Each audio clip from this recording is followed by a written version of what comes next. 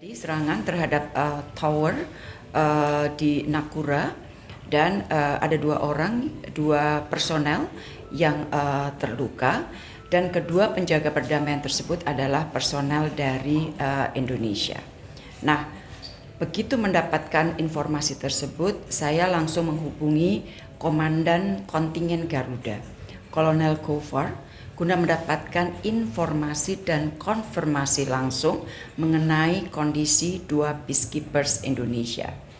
Pada saat saya melakukan komunikasi, jadi semalam waktu Vientiane, diperoleh konfirmasi bahwa kedua peacekeepers Indonesia mengalami luka ringan namun masih berada di rumah sakit untuk melakukan observasi. Terhadap serangan tersebut, Indonesia mengutuk keras serangan tersebut. Serangan terhadap personel dan properti PBB merupakan sebuah pelanggaran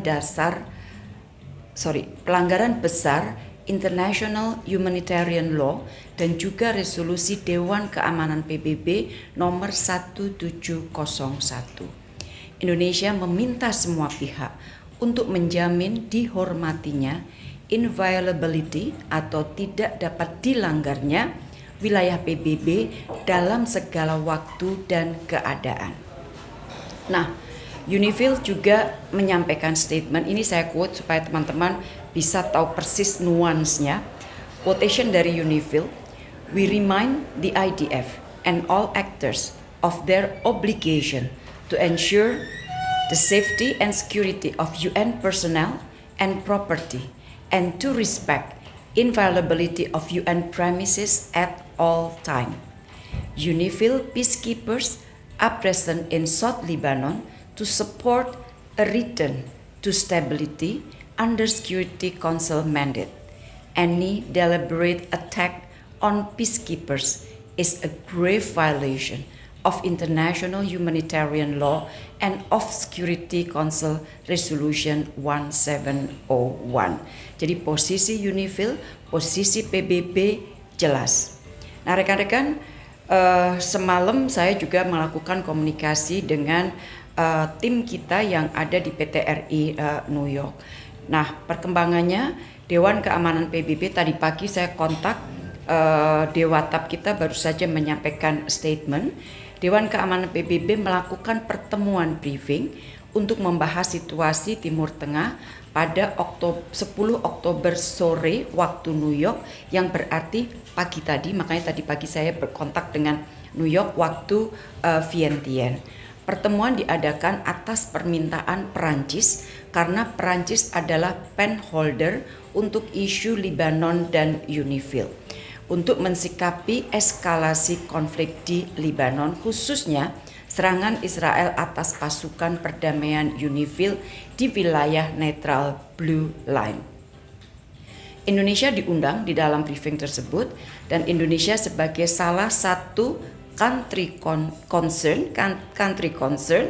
yang diminta untuk menyampaikan statement. Jadi briefing DK biasanya kalau ada negara-negara yang terkait dengan isunya, maka negara-negara yang bukan anggota PBB tersebut diundang untuk menyampaikan statement. Nah, Dewatap kita menyampaikan statement yang intinya mengecam keras serangan Israel sebagai pelanggaran terhadap piagam PBB, multilateralisme dan hukum humaniter internasional. Serangan merupakan upaya teror Israel kepada pasukan penjaga perdamaian dan masyarakat internasional. Indonesia menegaskan bahwa mereka yang teguh pada prinsip perdamaian tidak akan pernah gentar. Sebagai negara kontributor pasukan perdamaian PBB terbesar nomor 5 di dunia dan terbesar di UNIFIL, Indonesia akan selalu mendukung misi perdamaian PBB sesuai mandat Undang-Undang Dasar 45. Peacekeepers Indonesia setia dengan mandatnya, dan Indonesia mendesak Dewan Keamanan PBB untuk juga memastikan terjaganya mandat Dewan Keamanan dengan mengambil langkah konkret yang menjaga kredibilitas Dewan Keamanan. Nah, setelah acara briefing di Dewan Keamanan PBB dilanjutkan dengan konsultasi tertutup Dewan Keamanan PBB yang saat ini sedang berlangsung.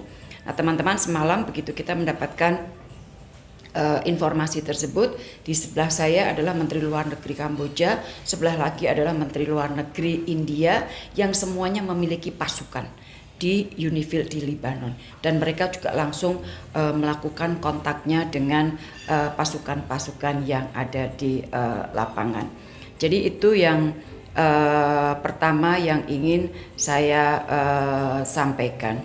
Kemudian yang kedua terkait mengenai wrap up proses evakuasi warga negara Indonesia dari Lebanon. Ini angkanya banyak, saya baca. Jadi rekan-rekan mundur sedikit, KBRI Beirut sudah meningkatkan status menjadi siaga 1 pada 4 Agustus 2024. Situasi dinilai dapat tereskalasi dan membahayakan keselamatan WNI. Sesuai rencana kontingensi, Kementerian Luar Negeri dan KBRI menyiapkan proses evakuasi. KBRI Beirut melakukan komunikasi juga dengan para WNI untuk menjelaskan status siaga 1 dan juga langkah-langkah evakuasi. Pada saat itu 25 WNI menyatakan bersedia dievakuasi, sisanya menyatakan belum bersedia pada waktu itu. Nah, dari permintaan evakuasi tersebut, KBRI melakukan evakuasi 25 WNI melalui jalur udara secara bertahap. Jadi menggunakan pesawat komersial secara bertahap. Gelombang pertama 10 Agustus 13 WNI, gelombang kedua 18 Agustus 7 WNI, gelombang ketiga 28 Agustus 5 WNI. Kemudian 27 September, Hasan Nasrallah terbunuh, situasi mengalami eskalasi. Pusat dan KBRI kembali melakukan koordinasi, dan dari koordinasi itu kemudian menghubungi WNI dan terdapat tambahan 40 WNI menyatakan bersedia untuk dievakuasi. Karena sekali lagi teman-teman, evakuasi ini sifatnya volunteer dari mereka. Jadi negara berkewajiban untuk menyampaikan situasi, kemudian tergantung para WNI itu apakah siap dievakuasi atau tidak. Jadi pertama tadi 3 gelombang 25, kemudian 27 September tambahan 40 WNI menyatakan bersedia. Nah, kemudian evakuasi terhadap 40 WNI ini yang 25 melalui udara, 40 ini harus dilakukan evakuasi melalui darat. Karena udara sudah semakin sulit, airspace sudah buka tutup, maka pada saat itu kita mengambil keputusan mengevakuasi via jalur darat. Jalurnya cukup panjang, Beirut, Damaskus, Amman, kemudian dari Amman baru terbang ke Jakarta. Dari 40 itu, gelombang keempat, tadi kan 1, 2, 3, udara. Gelombang keempat berangkat dari Beirut 2 Oktober, 20 WNI. Gelombang kelima berangkat dari Beirut keesokan paginya 3 Oktober, 20 WNI ditambah 1 WNA, yaitu spouse dari WNI.